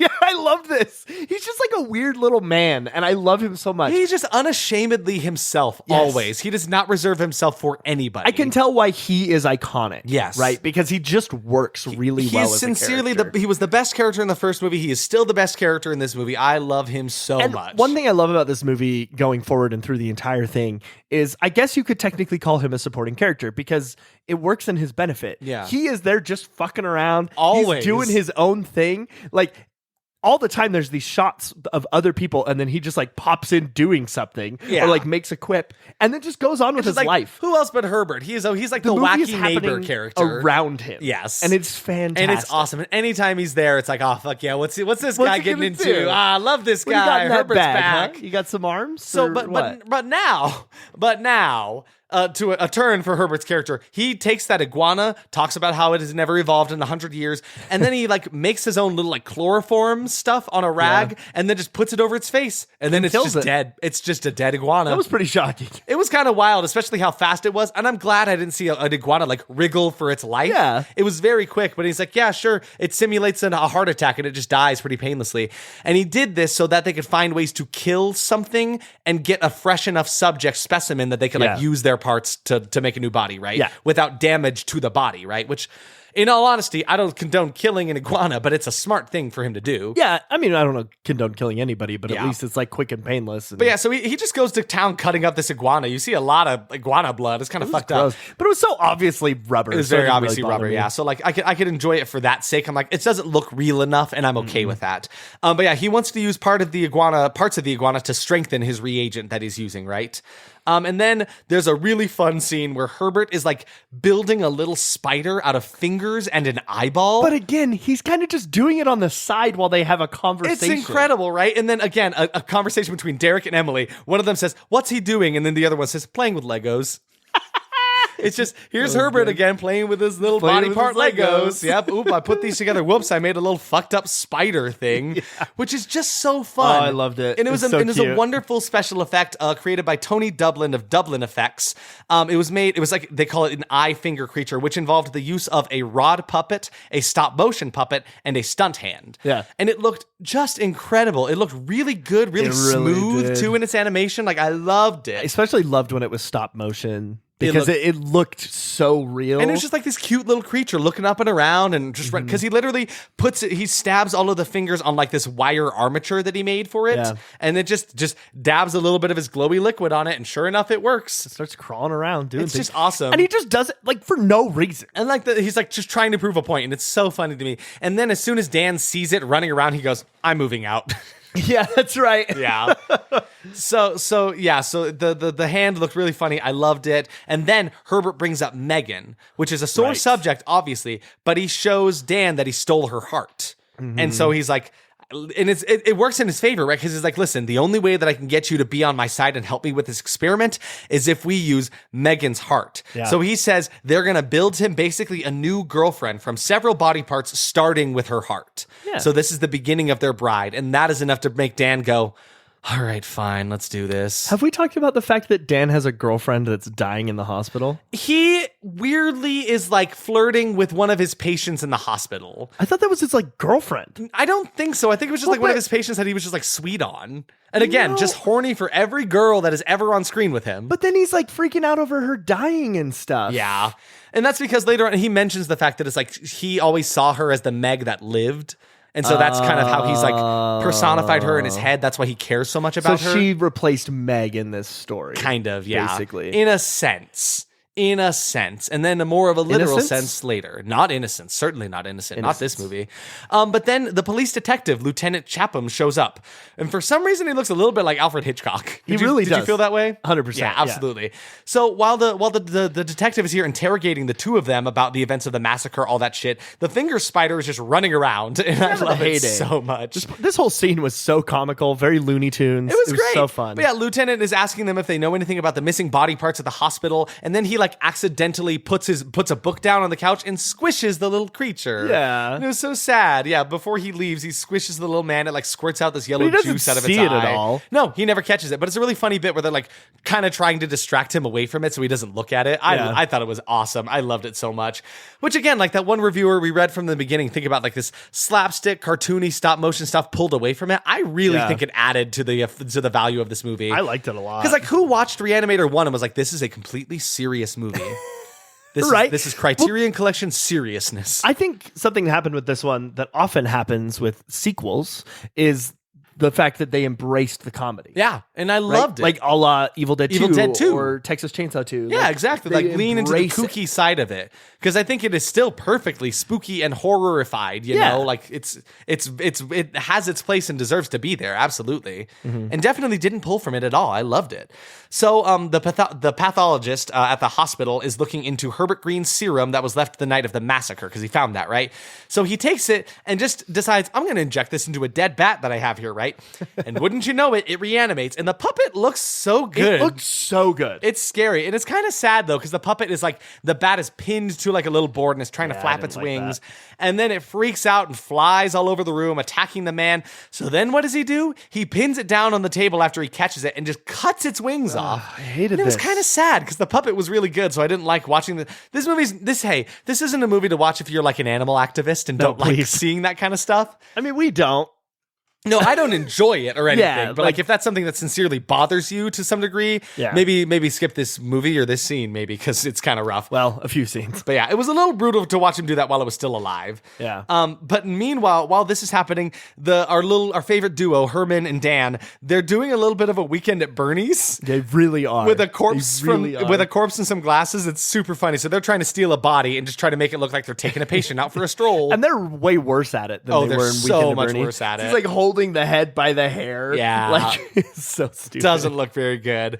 But anyway, the Dr. Graves, he puts the serum in Dr. Hill's severed head. Because right now it's inanimate. It's not doing anything, right? Mm-hmm. So he puts it in Dr. Hill's head, and then Hill's head prosthetic looks incredible. I love the way it looks. And again, just mentioning, the music is still awesome. Yeah. That has not faltered. The music kicks ass, and I love it so much. Yeah. So the head starts talking to him and stuff, kind of starts talking to him about how, oh, you, Dr. Graves, I saw your lecture at this place. It was idiotic, moronic. You're an idiot, Oh, yeah. right? So it kind of just starts making fun of him. And then so Graves is kind of stupefied. He's dumbfounded by this. So he brings like an assistant in from the hallway. He's like, come look at this head, and started talking to me. And of course, it doesn't talk. He looks like a crazy person. And then, so yeah, he's like, don't you ever do that shit to me again, man. So now we have a subplot where Dr. Graves has reanimated the head of Dr. Hill, and where's that going to go? Where's that gonna go? Who knows? Meanwhile, I really cannot believe the glasses bit is actually working with this Weekend at Bernie's shtick that they're doing. But it's working pretty well. They're just walking out the front door with a corpse, but guess who shows up? Francesca from Peru. Oh yeah. And then what's really funny is Dan is obviously, again, glued to any woman who shares screen time with him. So he's clearly like, oh, hey, Francesca, where you been? Yeah, I missed you. Missed you, babe. And so while he's like clearly pining over Francesca, Herbert walks past him and goes, don't let the little head rule the big head, Dan. It's the best. His quips are still so great. And I love that. And that made me so happy that was still brought in from the first movie. yeah. That did not falter in the writing for this one at all. But again, it was one of those moments where he just like appears, says something, and walks away. And it's I gone. love it. And I it's love like, it. what's funny about him is he always has some place to be. He always has some location, something he's working on. You never just catch him and he's chilling. He's always No. up to something. It kind of feels like he is a literal human who is doing what he is doing, Yes. and he's being filmed, Exactly. and like doesn't want anything to do with the documentary crew. He's just ignoring his him. performance in this role is just incredible. It is so believable. Like, and I enjoy every second that he's on screen. It's so funny. too. But anyway, so Dan sets up a date with Francesca. It's like, hey, why don't you come over to my place for food, right? Which was a terrible idea. It's a stupid idea. He's just horny. Even though they're like actively gonna start making him a new girlfriend, but whatever. no big Anyway, deal. so Lieutenant Chapham sees Francesca talking to the two of them and starts telling her a little bit about the massacre.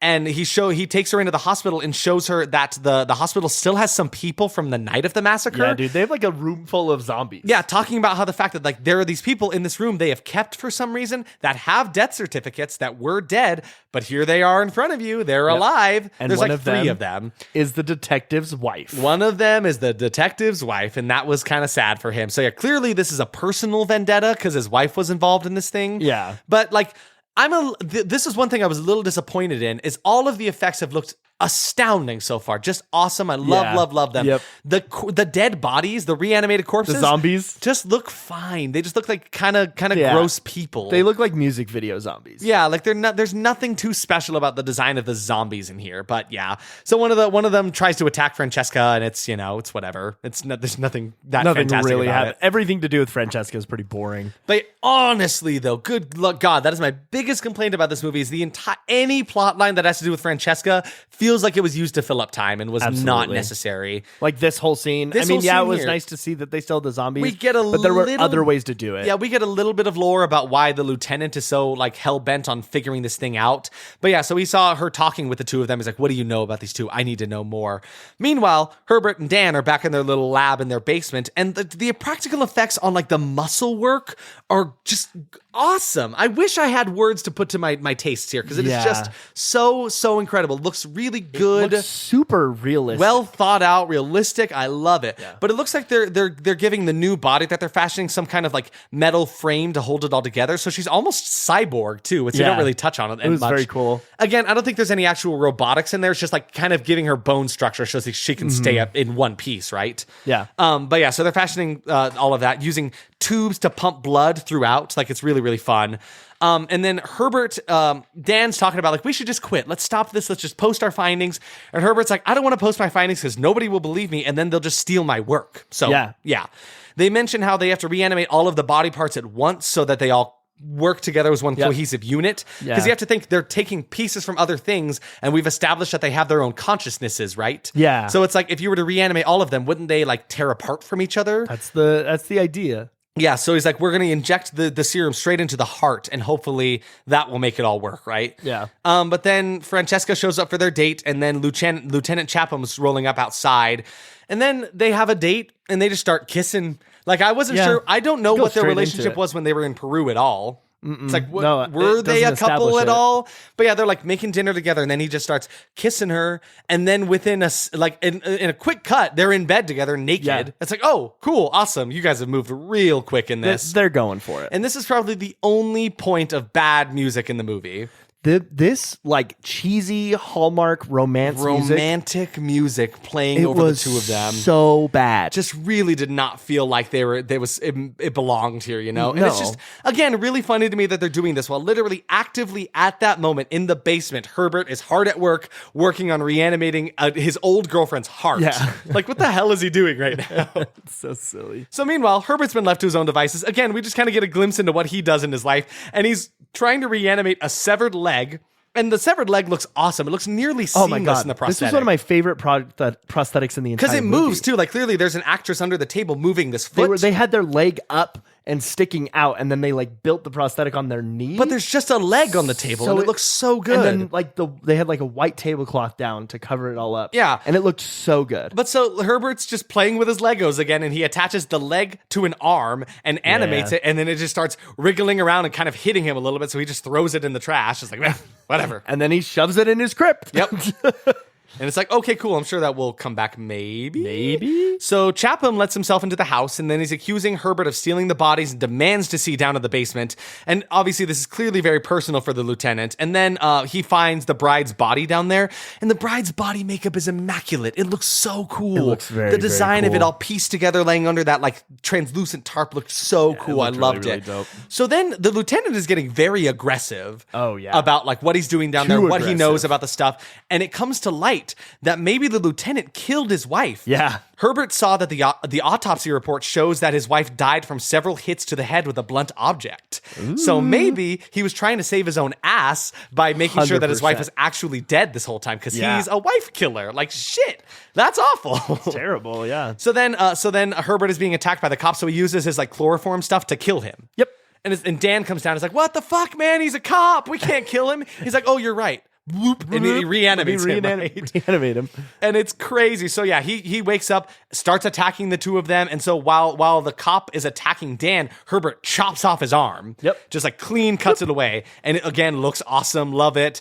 Chapham manages to escape, seemingly pretty conscious too. He can like speak in full sentences. Way more conscious than any of the other Which zombies. Maybe it's because of the stuff that he used to kill him. There was no damage to the body. He was very fresh kill. Yeah. And so he managed to escape, and this is a really rough part. As he's leaving, Francesca's dog, who we haven't mentioned at all, she has this cute little dog, starts to attack him. Then he picks up the dog and swings it around and throws it into a wall.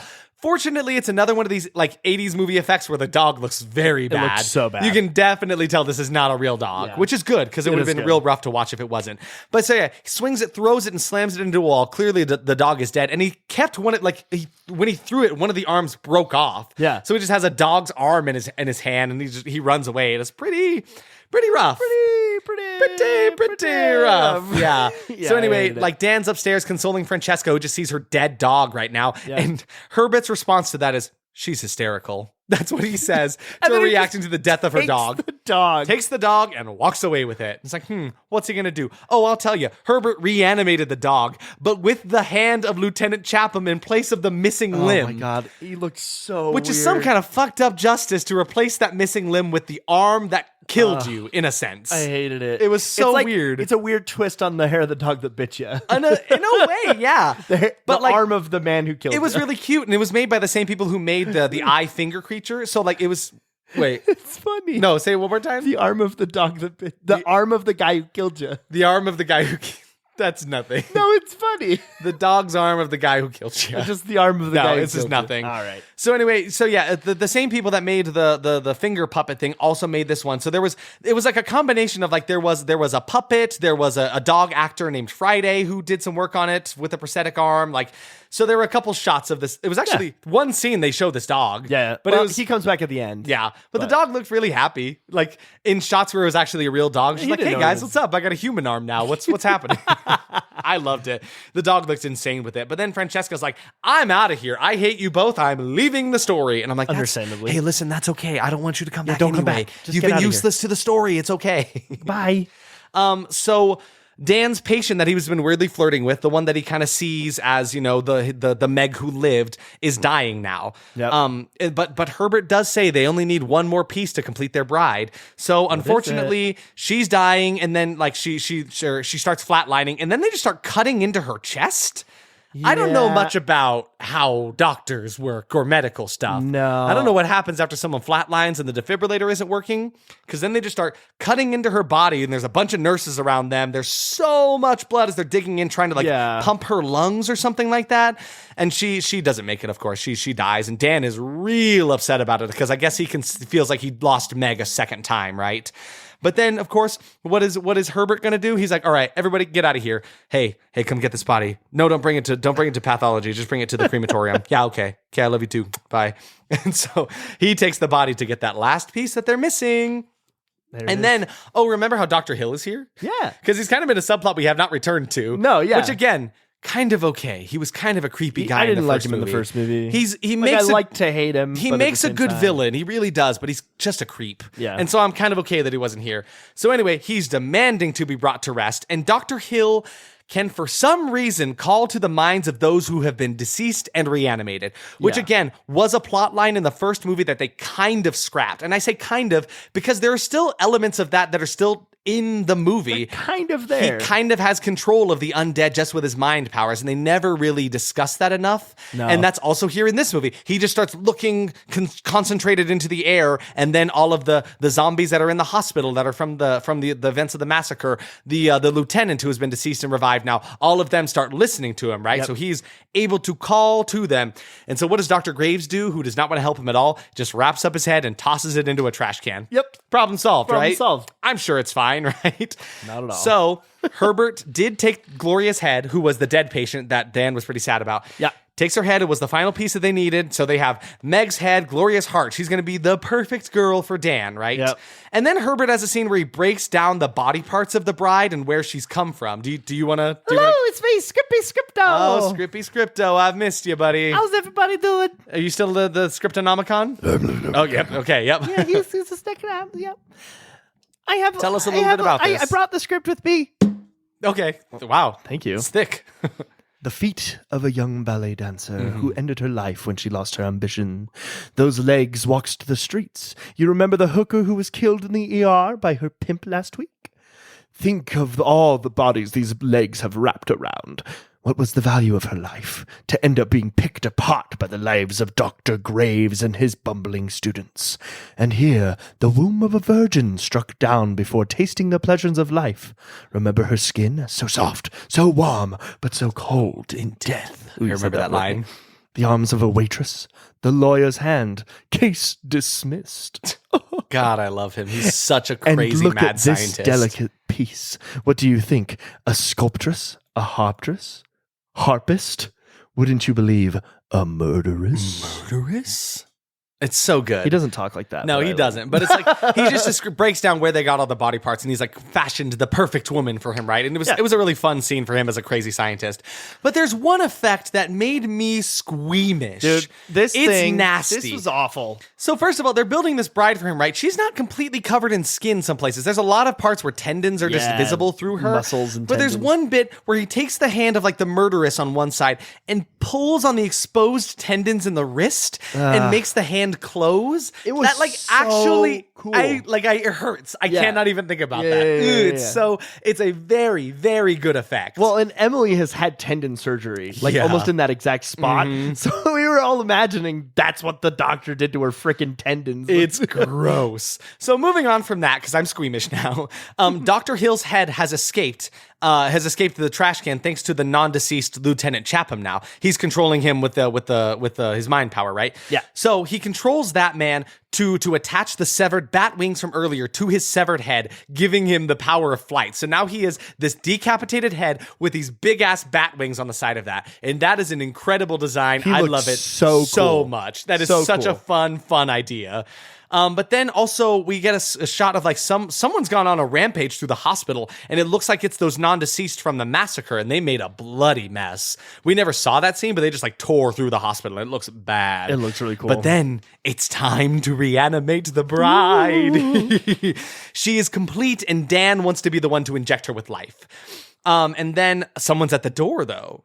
They're sitting there waiting for their serum to take effect. It's taking some time, and then there's a knock at the door, and then Herbert's like, "I got this." So Herbert goes to answer it with a gun on his hip. But Yeah, it's like, he's done. He's not fed up. He's not having this shit. He needs to do his experiments. Do not bother him.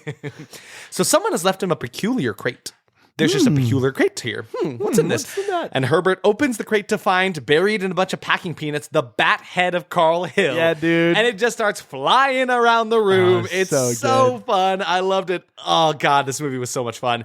And then, again, use the subplot that I really feel like could completely be cut from this movie. Francesca is trying to come to the house, trying to sneak in, and she gets attacked by the army of like zombies from the first movie, I guess. There's like 3 of them and Lieutenant Chapham, right? So then she gets attacked by Chapham from outside the house, who then gets attacked by his wife, who he killed in life. Yeah. Which is honestly really funny to me. I mean, fucked up that he killed her, but really funny that she can get some justice in death now. Yeah. Be like, you son of a bitch, and kill him. No, I loved it. Meanwhile, the bride is still not coming to life. But then, after so long, our anticipation, it's finally worth it. It's alive. It's alive. But in the name of God, now I know what it feels like to be God. That's from Frankenstein. Thank you very much. Very good. Very good. So she's alive, but she's kind of struggling to breathe. So Dan starts doing like the whole like CPR thing, like breathing air into her lungs to help her catch her breath. And she walks, she lives, she speaks. She is a fully functioning thing. It totally works. Yeah. And so Dan comes upstairs to show Herbert their work, and she's beautiful. She's always standing like this ballet position to kind of show off the fact that she had the feet of a ballet dancer, right? Yeah. And she just looks incredible. She's like in this cascading moonlight behind her. You kind of got a glint in your eye. She's just gorgeous. Are you I a little love her. in love? Her design was incredible. I loved Is it. it just because her boobs were exposed? That has nothing to do with it. But now Francesca's here, and Herbert's head is still flying around. Oh, no, sorry, not Herbert's head. Carl Hill, his head is all flying around all over the place. Yeah. So everybody kind was fun. meets up. What's really funny is now, like, by Hill's command, he's like, all of the zombies attack, break into the house. The cop breaks into the house, and he's holding his badge in front of him. Yeah. Like he has He's to show. trying to arrest him. Like, here I am. I'm a member of the police force. I love it's like, that. you fucking idiot. That doesn't matter anymore. But now the undead are in the house, and I just wish they looked a little cooler.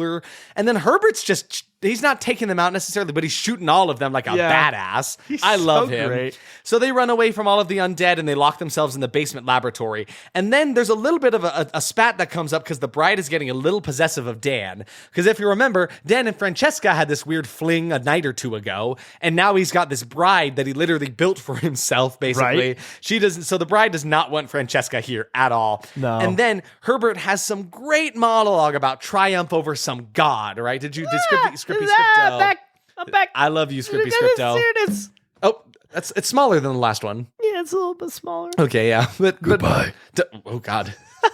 So what is said here? So Because what happens is Francesca talks to him about playing God, right? And like, who gives you the right to like reanimate dead, right? Something like that. yeah, she's the like context for she's this. guilt tripping him. Yeah. Do you want to read these 2 red lines? Oh, sure, yeah, as absolutely. Francesca. Yeah. We created a life. You made her? With my hands, I created what no man's mind or woman's womb could ever hope to achieve. This is blasphemy. Blasphemy? Before what god? A god repulsed by the miserable humanity he created in his own image? I will not be shackled by the failures of your god. The only blasphemy is to wallow in insignificance. I have taken refuge in your god's failures, and I have triumphed. There is my creation. It's just incredible. It was great. It was such a good monologue. So good. An incredible Very performance Shakespearean. from Jeffrey Combs. Oh, yeah. Loved him. That was So just good. A+. He Yeah, I don't was really do it justice. fantastic. You should go look that part up. Really, I'm sure there's a clip of it on YouTube because it is so good. Yeah. But then there's kind of like a bit of a cat fight going on between Francesca and the bride. Like the bride bites into Francesca's neck and dumps over the entire vat of the reagent stuff. And there's a good long shot of the makeup on the bride, like from toe to the top of their head. And she is magnificent, all bloody and Yeah, muscly. she looks really, really cool. And then she starts getting offended because Dan starts to come to his senses because he's like, that's Meg's heart. And then Francesca's like, Meg is dead, right? Yeah. Which I don't remember the two of them ever having a conversation about Meg, but they slept together. maybe they discussed it while they slept together. They Who probably knows? talked to once. But so he basically tells her that he doesn't want her because Meg is dead. She's not Meg. And so she's like, you made me. Don't you want me? And the bride is just struggling with not being wanted by her creators, which is very Frankenstein-esque, Yeah, right? very. For a very different reason, but like it's a whole thing, right? And then she's like, what do you want from me? And then plunges her hand into her chest cavity yeah. and rips out the heart. effect And was it's like, so is this what you cool. want? And there's such a good shot that's used on a lot of the posters of just like this stringy sinews between her heart and her chest as she's holding it in front of her. And it's incredible. It looks God, so she good. looks so good.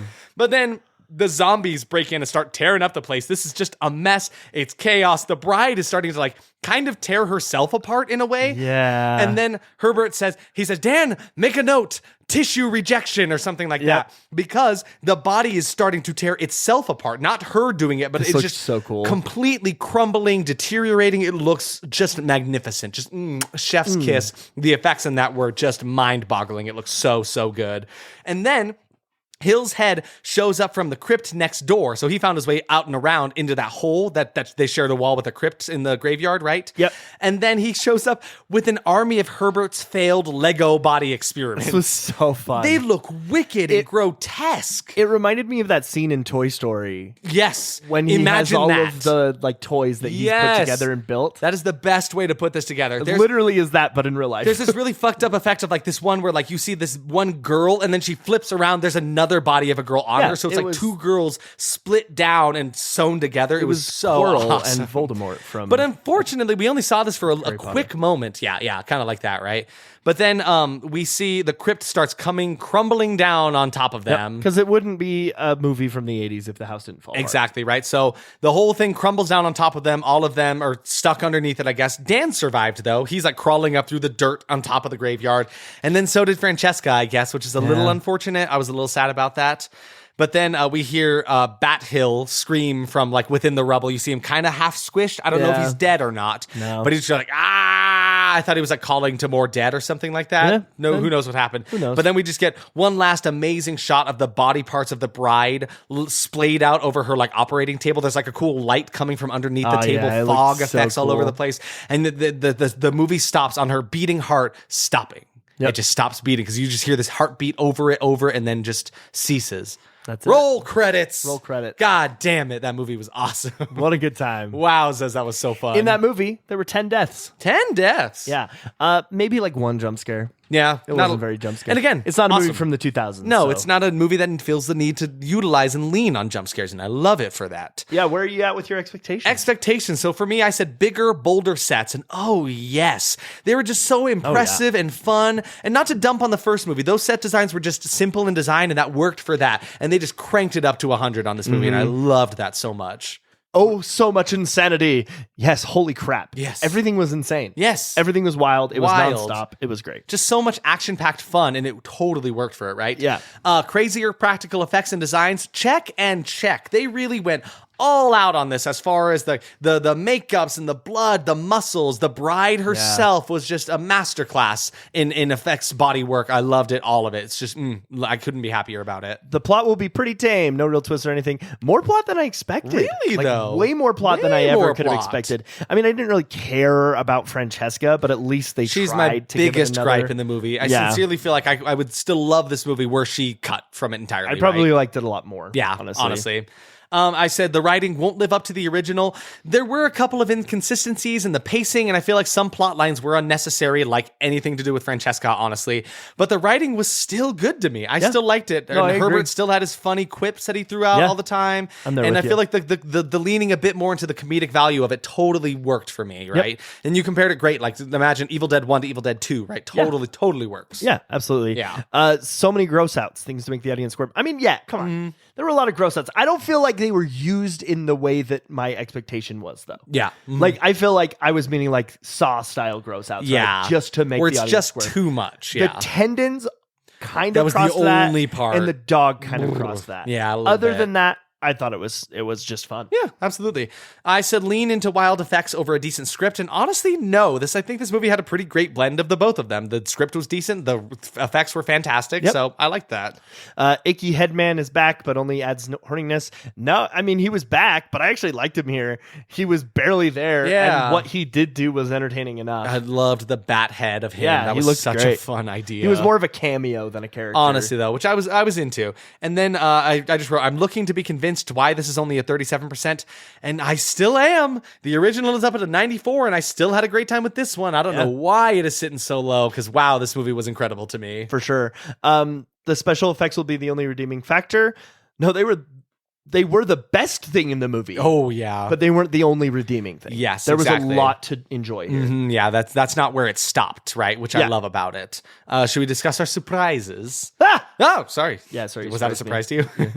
One of my surprises was just how wild they went with the effects. A common issue with sequels, especially in horror, is that these effects don't live up to what we got in the first, and they will never live up to what we saw. I.e., like, remember how we talk about Return of the Living Dead, right? Part 1 and 2. You have the Tar Man in the first one. There is a Tar Man in the second one. It's just not quite as good. It was still pretty great. Just cannot live up, right?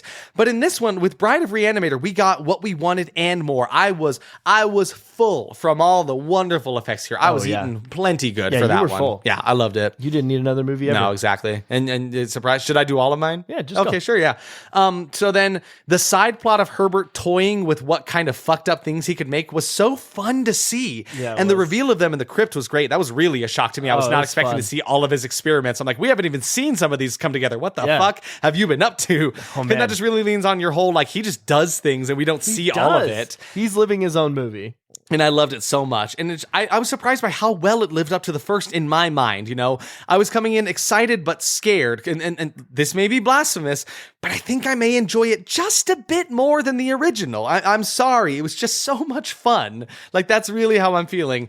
And then my final surprise is just, how is this rated at 37? That's a surprise. Yeah. Why? We have very similar surprises. Yeah. My first one is that it's rated so low. Really? Like, I had so much fun, and it was, other than like pacing and plot things, I thought it was a really, really fun movie. Absolutely. My next expectation with you, I enjoyed it more than the first. Yeah. I did. I'll say it. Like, I think that there was more to, like, maybe I just like the crazy stuff. But Yeah. I had more of a fun It was just time. more fun, you know? And Yeah. that's not to knock the first movie at all. I still revere it as one of my favorite horror movies of all time, right? It's just like, this one was so fun to watch. And I really, really enjoyed that Herbert's character works as like a side character. Totally. Right? He works as like just a guy doing things, and almost it was to his benefit. Absolutely. So that's basically He was there like the perfect amount. I loved him. So shall we discuss our verdicts here? Well, trivia. Trivia is after verdicts. We've always done this. Have we? Yes. I'm tired. Oh my gosh. What'd Verdict you say? for me. You could probably have guessed it. This is certified horrorble for me. This was fun, still held the same charm. They took the effects knob and just cranked it up to 1,000. The music was still great. I just loved it. This movie does not belong on this podcast in my mind, honestly. I am 100% with you. Yeah. Certified horrible. We have a list of all of our things, like our ratings for everything now, and I went in and put us both on certified horrible Yeah, without even talking about it. He was like, Isaac, I'm just going to put your ranking in here real quick. Yeah, you don't have to tell me. I already know. What it is. Yeah, because I mean, it is. We had so much fun watching it. And I worry that maybe it being the highest rated has something to do with that, but then I think about all the movies we watched, and I'm like, no, I think this was just a great Sincerely, movie. it's just fantastic. Yeah. Blah, blah. Oh my God, what happened to you? It is me, reanimated trivia. Did you eat that garlic pie I gave you? I ate the garlic pie. Did you have the steak with it? I am dead now. Take your cards. Okay, thanks. I'm sure we can find some reanimating. Well, use a literal puppet, so you could just shove your hand up there and reanimate it. I guess that's fair. Yeah, that's fine. You can wear a green glove if you want. So count trivia's trivia from the grave, technically. Yeah. Let's start here. So this is something that I found out in trivia for the first one as well. So it says the liquid the liquid used for the reagent, as in the first film, was taken from glow sticks, and it was actually, as far as I read, was the first use of glow stick liquid in a movie like this. Because he just has big, like, little flasks, like glass flasks full of this glowing green liquid that he puts in these syringes, and it's sincerely iconic. Just the image of Herbert holding a syringe is incredible. And probably not safe, like probably super toxic. I don't know. I don't know enough about like glow stick liquid, right? Like maybe that's something, I don't know. Maybe Science Jim knows a little bit more about something like that. I don't really know. But moving on, one of the original plots for the film involved Dan Kane being recruited to Washington, D.C., to bring the deceased president of the United States back to life with the help of Herbert West. And this was later carried over to the unmade House of ReAnimator, which I didn't know existed. Oh, yeah, that's cool. Kind of a wild plot line. Could you imagine that? Yeah. Yeah, hey, we need the two of you to come reanimate the president. Like, what the fuck? That's kind of a crazy idea. Yeah. At one point, Dr. West suggests that the noises coming from his laboratory wall are just probably rats in the wall. This is a reference to one of H.P. Lovecraft's better-known stories, Rats in the Wall, which is another H.P. Lovecraft story there. Yeah. Here's what you were curious about. Barbara Crampton, who plays Megan in the first movie, Barbara Crampton, star of the first ReAnimator from 1985, turned down the role of the bride on advice from her agent, who convinced her that it was beneath her to have such a small role. Kathleen Kinmont was cast instead. She and Crampton had worked together in a nude scene in Fraternity Vacation in 1985. So they knew each other, which is kind of funny. Well, they knew each other.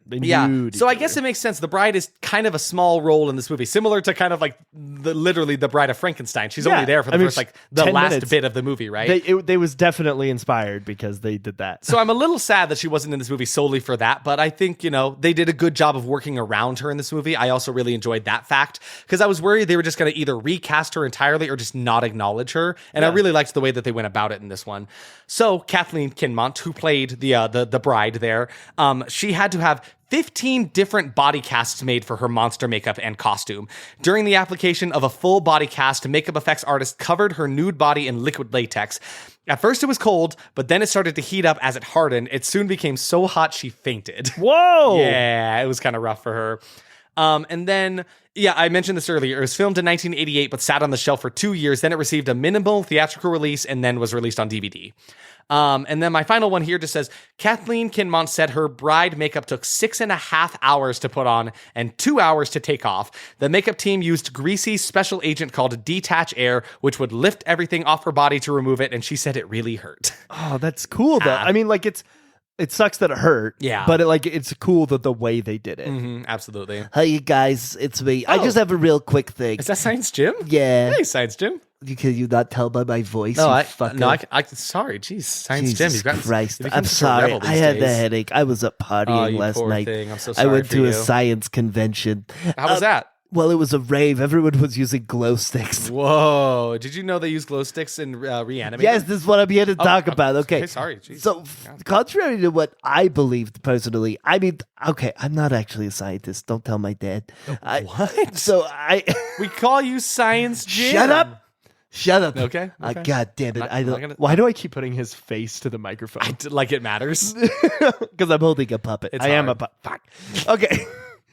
So glow sticks are made using hydrogen peroxide, oxalate esters, and certain dyes, okay, that give them different colors. Okay. And what happens basically is the two little capsules, you break it, they mix together, they create light. Wow. That makes sense? I mean, kind of. I'm not a scientist, and neither are you, apparently. Yeah, because I can't say these words.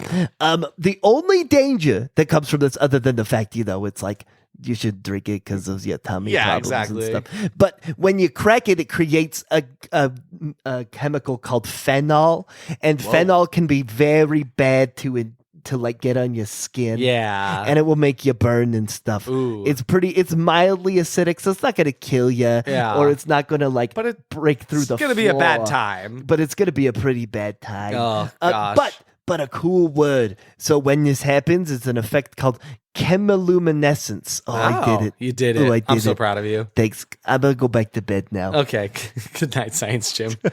So that's Bride of Re-Animator. What a wonderful time. What a freaking movie. Loved it. Absolutely I had such a good loved time. it. I'll say it right here, right now, that I think this trumps the Dr. Giggles for my Does it? favorite. I think it's my favorite for the podcast. You were saying right different now. yesterday. I slept on it. I really am loving this movie right now. You bought a copy of the movie and you slept on it? Absolutely. I slept on Bride of Re-Animator. So next week, because it's sequel month, Spooky sequel month. we're going to be watching American Psycho 2. Which I didn't know existed until I Derek did, brought it up to me. unfortunately. It's got Mila Kunis in the leading role in this Do one. you know why I decided this movie, though? Why did you decide this movie? I also enjoy American Psycho, the original. Of course. And I was looking to see how badly rated the Psycho sequels were. Oh, okay. Because I love Psycho, Right. the original. But all of them are rated too good. Unfortunate. Psycho's So, just too good. American Psycho is the next best thing. Apparently, this movie sucks. Yeah, American Psycho 2 from 2002 with an 11% So, yeah. on Rotten Tomatoes. I just broke open a bunch of glow sticks and I poured them into this syringe, and I'm going to go inject the bride we made at the beginning of the episode for you. While he does that, I'm going to tell you a little bit about our socials here. We have Instagram at that_was_horrible,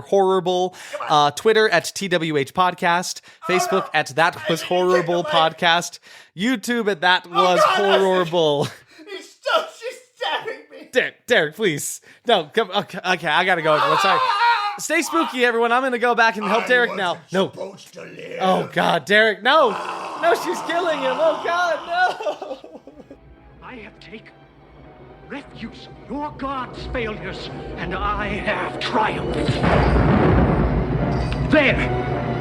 There is my creation.